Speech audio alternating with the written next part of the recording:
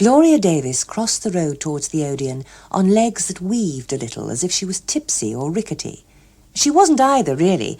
It was just the high-heeled shoes worn for the first time specially for today. She couldn't see Mr. Hughes Evans anywhere in the crowd of people waiting for their friends on the steps of the Odeon. She knew at once then that he hadn't really meant it. After all, what could an inspector of taxes, assessment section, see in an 18-year-old comptometer operator? Just then, a tall man who'd been standing close by took off his beige Macintosh hat with a drill-like movement, keeping his elbow close to his chest. It was Mr. Hughes Evans. "Hello, Gloria," he said. He watched her for a bit, a smile showing round the curly stem of the pipe he was biting. Then he added, "Didn't you recognize me, Gloria?" "Oh, sorry, Mr. Hughes Evans. I sort of just didn't see you." The hat and the pipe had put her off completely, and she was further confused by being called Gloria twice already. He nodded, accepting her apology and explanation. He put his hat on again with a ducking gesture, then removed his pipe. "Shall we go in?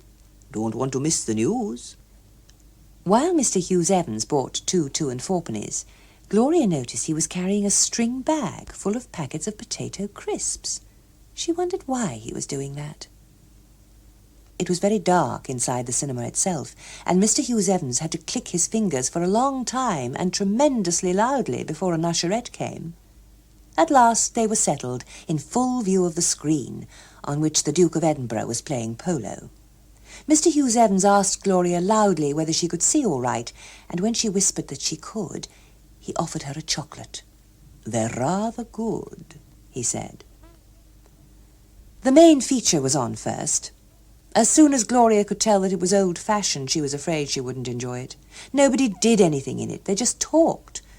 Some of the talking made Mr. Hughes Evans laugh for a long time at a time, and once or twice he nudged Gloria. When he did this, she laughed too, because it was up to her to be polite and not spoil his pleasure. Gloria kept wondering if Mr. Hughes Evans was going to put his arm round her. She'd never yet gone to the pictures in male company without at least this happening, and usually quite a lot more being tried on. But somehow Mr. Hughes Evans didn't seem the man for any of that. He was older than her usual escorts to start with, and to go on with, there was something about that Macintosh hat and that string bag which made it hard to think of him putting his arm round anyone, except perhaps his mother. The second film promised to be full of interesting things.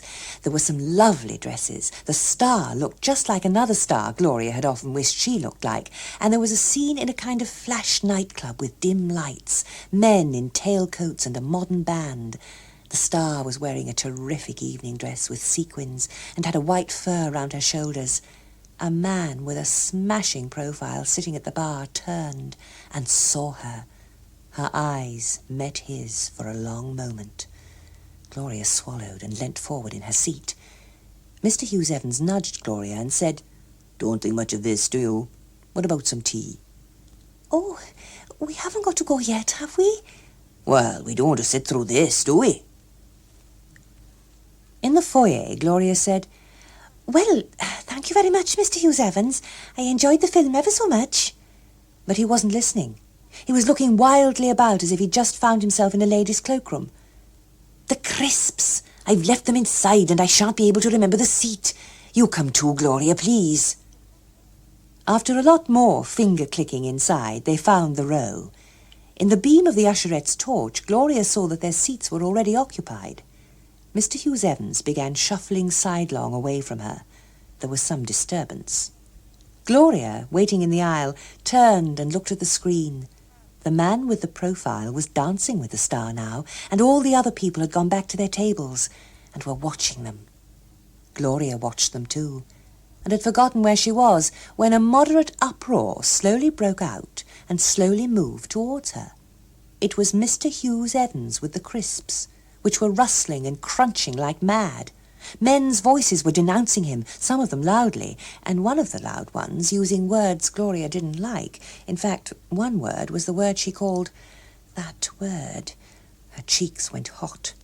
Mr. Hughes Evans was saying things like, "I'm very sorry, old boy," and "hurts me as much as it hurts you."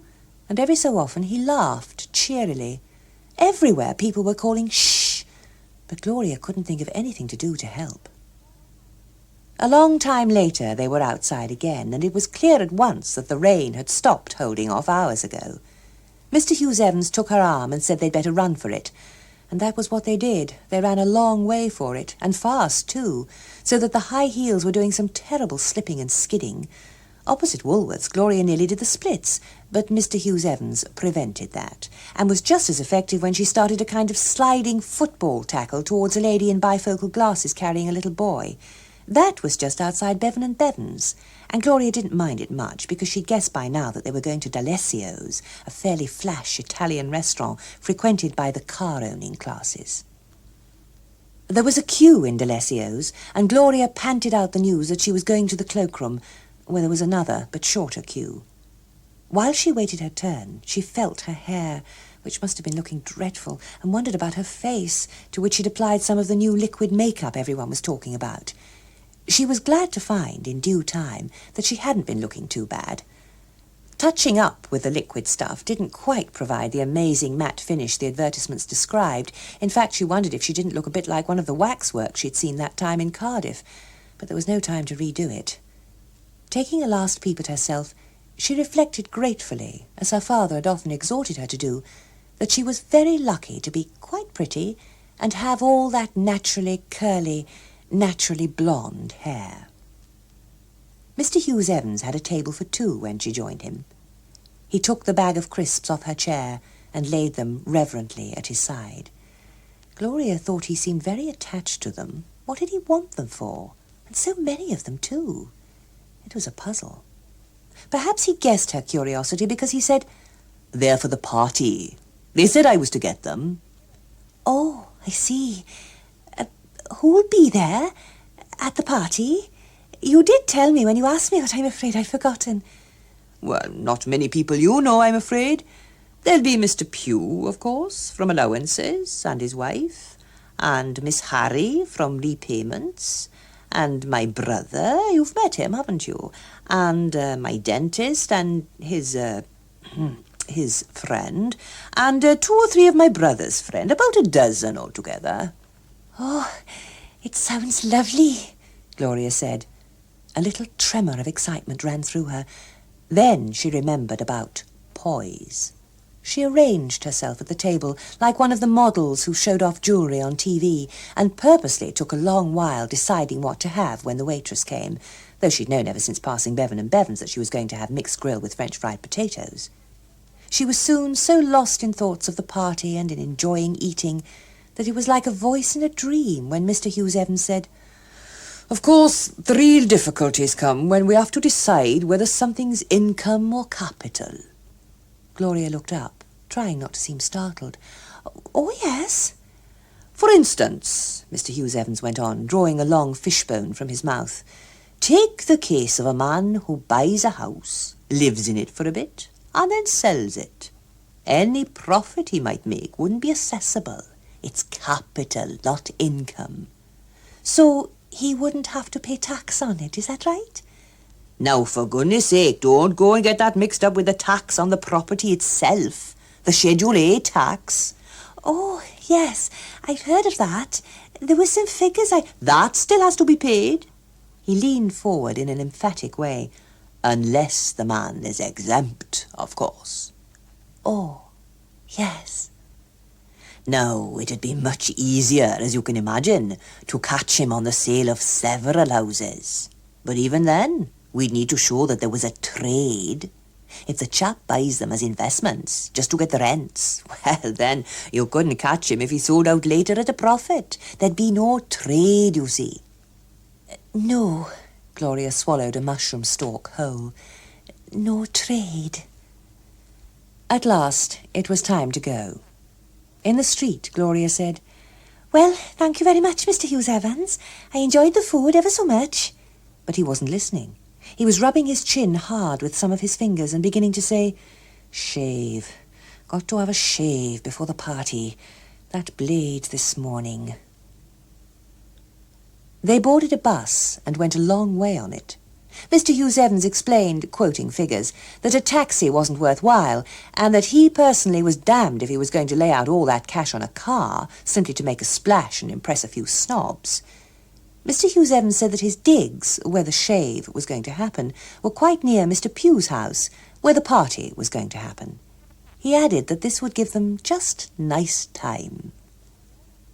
Gloria sat in the sitting room, which had more books in it than she'd ever seen in a private house before, and looked at the book Mr. Hughes Evans had dropped into her lap before going up to have his shave. It was called Income Taxes in the Commonwealth, and he'd said it would probably interest her. She found it didn't do that, and had gone to see if there were any interesting books in the bookcase, when the door opened and an old lady looked in. She and Gloria stared at each other for about half a minute, and Gloria's cheeks felt hot again. The old lady's top lip had vertical furrows, and there was something distrustful about her. She gave a few grunts, with a puff of breath at the beginning of each one, and went out. Gloria didn't like to touch the bookcase now, and told herself that the party would make everything worthwhile.